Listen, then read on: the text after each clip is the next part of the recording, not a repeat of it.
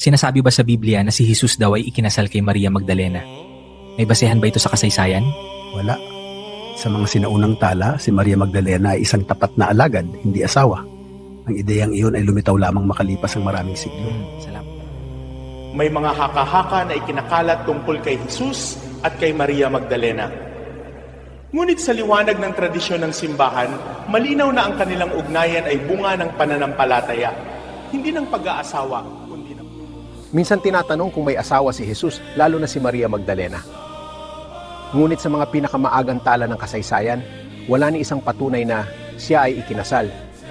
Ang mga ideyang ito ay mas huling haka-haka, hindi sinaunang tradisyon. Sa mundo ng pananampalataya at kasaysayan, may isang tanong na madalas bumabagabag sa isipan ng marami. Isang usaping pilit hinahanapan ng kasagutan sa labas ng mga pahina ng Biblia, ngunit bihirang siyasatin ayon sa kung ano mismo ang nakasulat. Ang tanong ay kung nagkaroon ba ng romantikong ugnayan o kung ikinasal ba ang ating Panginoong Hesus kay Maria Magdalena. Upang masagot ito ng may katotohanan at integridad, kailangan nating isantabi ang mga kwentong gawa-gawa lamang ng tao, ang mga haka-haka at mga teoryang walang basehan. Tayo ay babalik sa nag-iisang batayan ng katotohanan, ang banal na kasulatan. Sa pagbubukas natin ng Biblia, makikita natin ang isang relasyong higit pa sa laman, isang ugnayang hindi nakabase sa kasal ng lupa, kundi sa himala ng kaligtasan. Ang kwento ni Maria Magdalena at ni Jesus ay hindi kwento ng isang lalaki at kanyang asawa, kundi kwento ng isang tagapagligtas at ng isang kaluluwang kanyang pinalaya mula sa matinding kadiliman. Upang maunawaan ang tunay na estado ni Maria Magdalena sa buhay ni Jesus, kailangan muna nating balikan kung saan siya nanggaling at paano sila nagtagpo. Hindi siya ipinakilala sa Biblia bilang isang babaeng may dugong bughaw o isang babaeng inihahanda para sa kasal. Sa halip, ang unang pagpapakilala sa kanya ay puno ng pighati at kadiliman na tanging ang kapangyarihan lamang ng Diyos ang makalulutas. Ayon sa Ebanghelyo ni Lucas, si Maria na tinatawag na Magdalena ay isang babaeng inalipin ng masasamang espiritu. Hindi lamang isa, kundi 7 demonyo ang lumabas mula sa kanya nang siya ay tagpuin ni Jesus. Ang tagpong ito ay nagpapatunay na ang kanilang unang ugnayan ay ang relasyon ng isang manggagamot at pasyente, ng isang mesyas at ng isang makasalanang nangangailangan ng habag. Malinaw na isinasaad ito sa kasulatan. Lucas versikulo 8, talata 2. Ang pagpapalaya sa kanya mula sa 7 demonyo ay isang napakalaking himala na nagdulot ng utang na loob at malalim na debosyon. Ngunit walang anumang pahiwatig sa teksto na ito ay nauwi sa romansa. Ang kanyang pagsunod kay Jesus ay bunga ng kanyang kalayaan mula sa espiritual na pagkaalipin. Matapos ang himalang ito, si Maria Magdalena ay naging bahagi ng grupo ng mga kababaihan na naglilingkod kay Jesus at sa kanyang mga alagad. Mahalagang pansinin na hindi siya nag-iisa. Kung siya ay asawa ni Jesus, ang luhika ng kasulatan at ang kultura ng mga Hudyo ay magdidikta na siya ay bigyan ng espesyal na pagkilala bilang asawa o may bahay. Ngunit sa halip, siya ay laging nababanggit kasama ng iba pang mga babae tulad ni Joanna na asawa ni Chuza at si Susana. Sila ay naglingkod kay Jesus gamit ang kanilang sariling mga tinatangkilik o kayamanan. Ang paglalarawang ito ay nagpapakita ng isang grupo ng mga alagad na babae na sumusuporta sa ministeryo, hindi ng isang asawang babae na naglalakbay kasama ang kanyang kabiyak. Ang pagbanggit sa kanila ay makikita sa Lucas versikulo 8 talata 3. Ang katahimikan ng Biblia tungkol sa anumang espesyal na katayuan ni Maria bilang asawa sa puntong ito ay napakaingay na katibayan na siya ay isang tapat na tagasunod, katulad ng iba. Isa pang mahalagang aspeto na dapat nating tingnan ay ang mismong pagtuturo at buhay ni Jesus tungkol sa pamilya at pag-aasawa. Si Jesus ay dumating sa lupa na may tiyak na misyon, ang iligtas ang sangkatauhan mula sa kasalanan. Sa kanyang mga turo, binigyang diin niya na ang kanyang tunay na pamilya ay hindi ang mga kadugo o kamag-anak sa laman, kundi ang mga gumaganap ng kalooban ng Diyos. Minsan, nang sinabi sa kanya na nasa labas ang kanyang ina at mga kapatid, hindi niya inuna ang ugnayang pampamilya, kundi ang ugnayang espiritual. Kung siya ay may asawa, ito ang tamang pagkakataon para banggitin ito, ngunit wala tayong mababasa na ganito. Ang kanyang definisyon ng pamilya ay nakasulat sa Mateo versikulo 12 talata 4 na payat siyam hanggang 5. Dito ay malinaw na ang prioridad ni Jesus ay ang kaharian ng Diyos at ang sino mang sumusunod sa Ama ay itinuturing niyang kapatid na lalaki, kapatid na babae at ina, walang nabanggit na asawa. Bukod dito, mayroong pagkakataon kung saan tinalakay ni Jesus ang tungkol sa mga eunuko o mga taong piniling hindi mag-asawa alang-alang sa kaharian ng langit. Habang hindi direktang sinabi ni Jesus na siya ay kabilang dito, ang kanyang buong buhay ay naging modelo ng ganitong uri ng sakripisyo. Siya ay namuhay na walang sariling tahanan, walang yaman, at walang pamilyang binubuhay sapagkat ang kanyang pagkain ay ang gawin ang kalooban ng nagsugo sa kanya. Ang ideya na si Jesus ay nagkaroon ng lihim na asawa ay sumasalungat sa kanyang hayag na pamumuhay at pagtuturo tungkol sa pag-aalay ng sarili. Ang pagtalakay sa pagiging sadyang walang asawa para sa kaharian ay matatagpuan sa Mateo versikulo 19 talata 12. Ipinapahiwatig nito na ang pagtatalaga ng sarili sa Diyos ay maaaring mga hulugan ng pagtalikod sa karapatang mag-asawa, isang bagay na ginawa mismo ni Pablo at malamang ay ginawa rin ng ating Panginoon bilang ehemplo. Kung susuriin natin ang mga sulat ni Apostol Pablo na siyang sumulat ng malaking bahagi ng Bagong Tipan at nagbigay ng mga detalyadong instruksyon tungkol sa pag-aasawa, makikita natin ang isa pang matibay na argumento. Sa kanyang sulat sa mga taga-Korinto, ipinagtanggol ni Pablo ang kanyang karapatan na magsama ng asawang babae kung nanaisin niya, katulad ng ibang mga apostol at mga kapatid ng Panginoon at ni Cephas Pedro. Kung si Jesus ay may asawa, ito na sana ang pinakamalakas na argumento ni Pablo. Wala ba akong karapatang mag-asawa gaya ng ating Panginoon?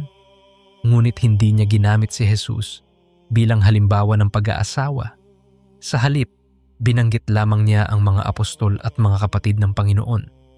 Ang hindi pagbanggit kay Jesus bilang halimbawa ng may asawa ay nagpapahiwatig na si Jesus ay walang asawa. Ito ay mababasa sa Unang Korinto, versikulo 9 talata 5. Ang pinakamalalim na teolohikal na dahilan kung bakit hindi ikinasal si Jesus kay Maria Magdalena o sa kanino mang babae ay dahil mayroon na siyang itinakdang kasal. Ngunit ang kasal na ito ay hindi pisikal, kundi espiritual. Sa buong Bagong Tipan, si Jesus ay inilalarawan bilang ang lalaking ikakasal, bridegroom, at ang simbahan, ang mga mananampalataya, ang kanyang babaeng ikakasal, bride. Ang metapora ng kasal ay nakalaan para sa kanyang ugnayan sa kanyang bayan. Kung si Jesus ay may pisikal na asawa sa lupa, masisira ang napakagandang larawan ng kanyang sakripisyo at pagmamahal para sa simbahan. Ang kanyang buong pag-ibig at atensyon ay ibinuhos niya sa pagtubos sa kanyang simbahan. Sinasabi sa Efeso versikulo 5 talata 25 hanggang 27. Dito, inihalintulad ang pag-ibig ng asawang lalaki sa pag-ibig ni Kristo sa simbahan na ibinigay ang kanyang sarili para rito. Si Maria Magdalena ay bahagi ng simbahang ito. Siya ay bahagi ng babaeng ikakasal, hindi ang natatanging asawa. Sa pagpapatuloy ng kwento sa Ebanghelyo, makikita natin si Maria Magdalena na laging naroon sa mga mahahalagang yugto ng ministeryo ni Jesus. Ngunit laging sa konteksto ng paglilingkod at pagsunod. Nang si Jesus ay naglalakbay sa mga bayan at nayon upang mangaral, naroon siya kasama ang 12. Ang presensya ng mga babae sa grupo ng isang rabi ay hindi pangkaraniwan sa kulturang iyon. Ngunit pinahintulutan ito ni Jesus bilang tanda ng kanyang pagpapahalaga sa kababaihan bilang mga disipulo, hindi bilang mga romantikong kapareha. Ang pagbibigay mali siya sa presensya ni Maria Magdalena ay paglapastangan sa dalisay na layunin ni Jesus na ang kaligtasan ay para sa lahat, lalaki man o babae. Ang kanyang pagsama ay tanda ng kanyang pagiging alagad. Ito ay pinatutunayan sa Lucas versikulo 8:1. Sa huli, ang katahimikan ng 4 na ebanghelyo, Mateo, Marcos, Lucas at Juan, tungkol sa anumang kasalan ay hindi dapat ituring na may itinatago, kundi dapat ituring na patunay na wala talagang naganap na kasalan. Ang mga manunulat ng ebanghelyo ay hindi nahihiyang ilahad ang mga detalye ng pamilya ni Jesus, tulad ng kanyang ina na si Maria, ang kanyang amang kinilala na si Jose, at ang kanyang mga kapatid. Bakit nila itatago ang isang asawa kung mayroon man? Ang sagot ay simple. Wala silang itinatago dahil wala naman talagang asawa. Ang pagpipilit na mayroon ay pagdaragdag sa salita ng Diyos, isang bagay na mahigpit na ipinagbabawal.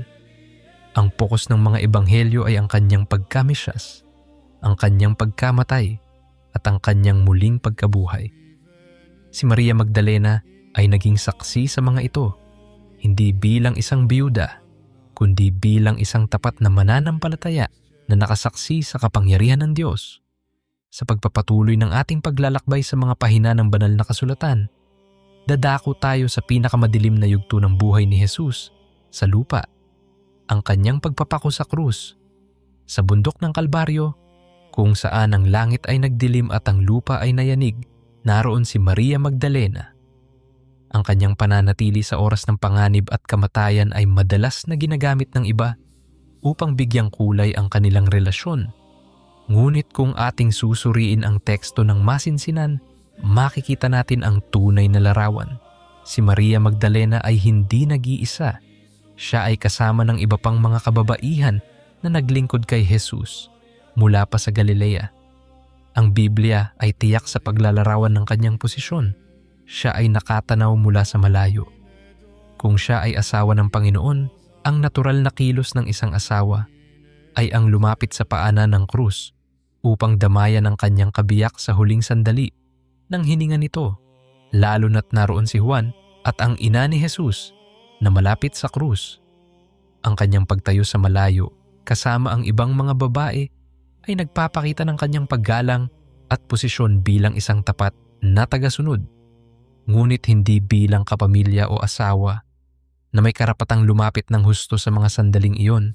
Ang talang ito ay matatagpuan sa Mateo versikulo 27, talata 55 hanggang 56. Ang katapatan niya ay walang dudang wagas, ngunit ito ay katapatan ng isang disipulong nasasaktan para sa kanyang Panginoon. Matapos lagutan ng hininga ang Panginoon, ang debosyon ni Maria Magdalena ay nagpatuloy hanggang sa libingan nang kunin ni Jose ng Arimatea ang bangkay ni Jesus upang ilibing. Sinundan ito ni Maria Magdalena at ng isa pang Maria. Sila ay umupo sa tapat ng libingan at nagmasid. Ang tagpong ito ay puno ng lungkot at pagluluksa. Sa kultura ng mga Hudyo, ang paghahanda ng bangkay ay isang sagradong tungkulin. Ang pagnanais ni Maria Magdalena na malaman kung saan inilagay ang Panginoon ay paghahanda para sa kanyang huling paglilingkod. Ang pagpapahid ng pabango sa katawan ni Jesus pagkatapos ng araw ng pamamahinga. Ito ay isang gawain na karaniwang ginagawa ng mga babaeng malalapit sa namatay, ngunit hindi eksklusibo sa asawa. Ito ay gawain ng pag-ibig at respeto ng mga taong kanyang tinulungan at pinagaling. Ang kanyang presensya sa libingan ay nakatala sa Marcos versikulo 15 talata 4 na 47. Ipinapakita nito na ang kanyang pagmamahal kay Jesus ay hindi natapos sa kamatayan, ngunit nanatili itong nasa hangganan ng pagiging isang lingkod at tagasunod. Lumipas ang araw ng pamamahinga at sa madaling araw ng unang araw ng linggo, habang madilim pa, si Maria Magdalena ay nagtungo sa libingan. Dito naganap ang isa sa pinakamahalagang tagpo sa kasaysayan ng pananampalataya. Nakita niyang naigulong na ang bato. Ang kanyang unang reaksyon ay hindi saya, kundi takot at pagkalito. Tumakbo siya pabalik kina Simon Pedro at sa alagad na mahal ni Jesus upang ibalita na nawawala ang katawan ng Panginoon. Pansinin ang kanyang sinabi, "Kinuha nila ang Panginoon sa libingan at hindi namin alam kung saan nila siya inilagay." Ginamit niya ang titulong Panginoon, Lord, isang titulo ng paggalang at pagkilala sa kanyang autoridad at pagkadiyos. Hindi niya sinabing, "Kinuha nila ang aking asawa." Ang kanyang pananalita ay sumasalamin sa kanyang pagtingin kay Jesus bilang kanyang guro at Panginoon, hindi bilang kanyang esposo. Ang detalyeng ito ay mababasa sa Juan versikulo 20 talata 1 hanggang 2. Nang makaalis na ang mga alagad, naiwan si Maria Magdalena sa labas ng libingan na umiiyak. Sa kanyang matinding pagdadalamhati, sumilip siya sa loob at nakakita ng 2 anghel. Tinanong siya ng mga ito kung bakit siya umiiyak. Ang kanyang sagot ay muling nagpatibay ng kanyang relasyon kay Jesus. "Sapagkat kinuha nila ang aking Panginoon at hindi ko alam kung saan nila siya inilagay." Muli, ang paggamit ng Panginoon ay nagpapakita ng espiritual na ugnayan.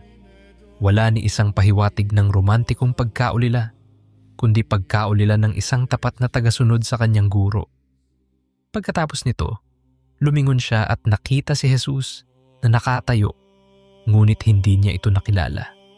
Inakala niyang ito ang hardinero. Kung siya ay asawa ni Jesus, at kung sila ay may matalik at pisikal na ugnayan bilang mag-asawa, napakahirap paniwalaan na hindi niya agad makikilala ang kanyang kabiyak, kahit pa sa gitna ng luha.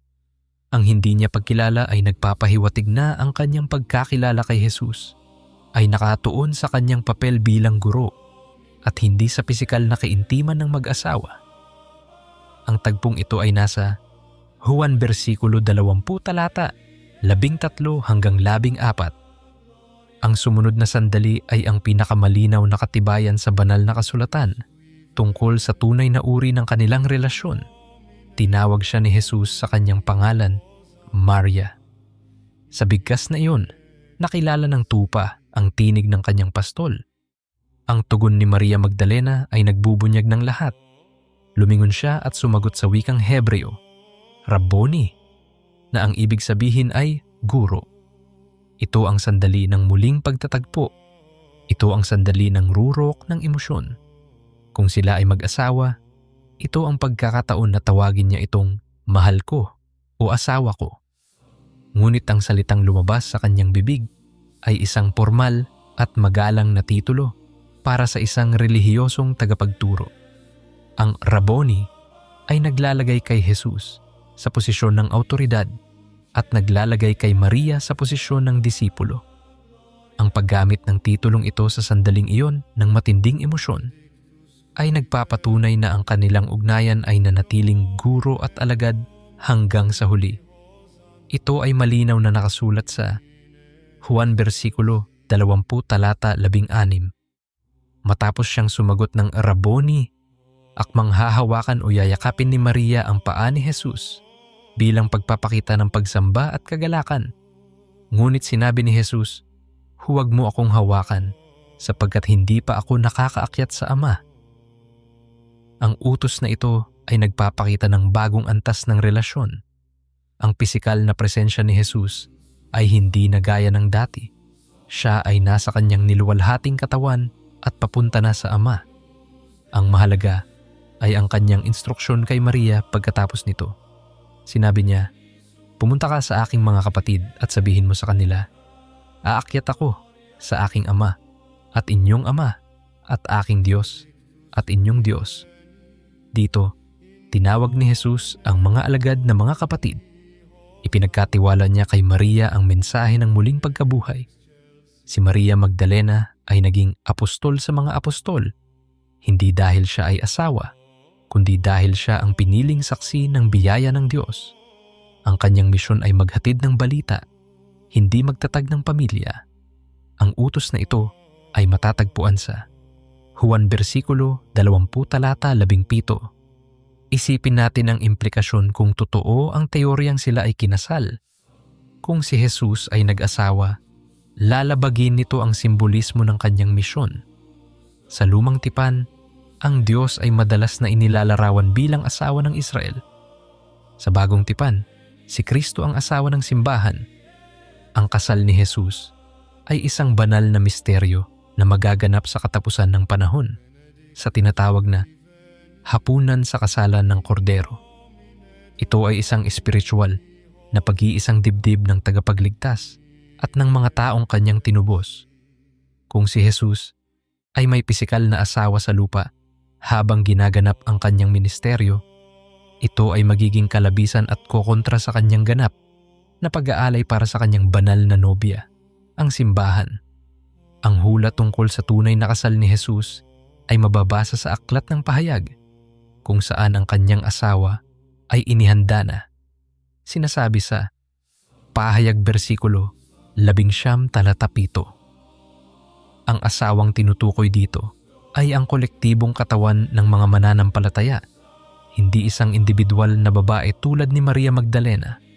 Bukod pa rito, sa pagsulat ng kasaysayan ng simbahan sa Aklat ng Mga Gawa, Acts, si Maria Magdalena ay hindi na muling binanggit sa pangalan matapos ang unang kabanata kung saan ang mga babae ay nananalangin kasama ang mga apostol. Kung siya ay asawa ng Mesyas at ina ng kanyang mga anak, gaya ng maling hinala ng iba, siya sana ay naging sentro ng atensyon at pangangalaga ng unang iglesia. Siya sana ay binigyan ng espesyal na proteksyon at pagkilala bilang reyna o ina. Ngunit ang katahimikan ng kasaysayan ay nagsasabing siya ay namuhay bilang isang tapat na Kristiyano, kaisa ng ibang mga mananampalataya, naghihintay sa pagbabalik ng Panginoon. Ang pokus ng mga apostol ay ang pangangaral ng Ebanghelyo ni Kristo, hindi ang pagpapanatili ng isang royal bloodline o pamilya ni Jesus, dahil walang ganoong pamilya na umiral sa pisikal na aspeto. Ang huling banggit sa mga babaeng kasama ni Maria, ina ni Jesus, ay makikita sa Mga Gawa, versikulo 1 talata 14. Mahalagang balikan natin ang layunin kung bakit isinulat ang mga ebanghelyo.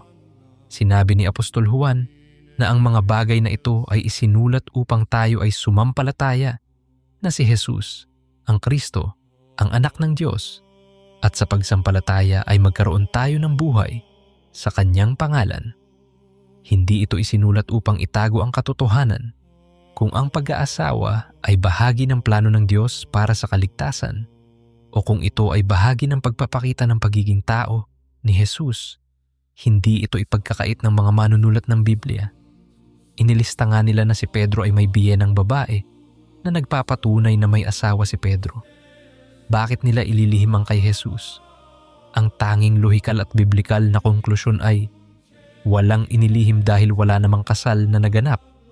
Ang layunin ng kasulatan ay malinaw sa Juan versikulo 20 talata 3 paksat 1. Sa kabuuan, ang kwento ni Maria Magdalena at ni Jesus sa Biblia ay isang kwento ng pagtubos, hindi ng romansa.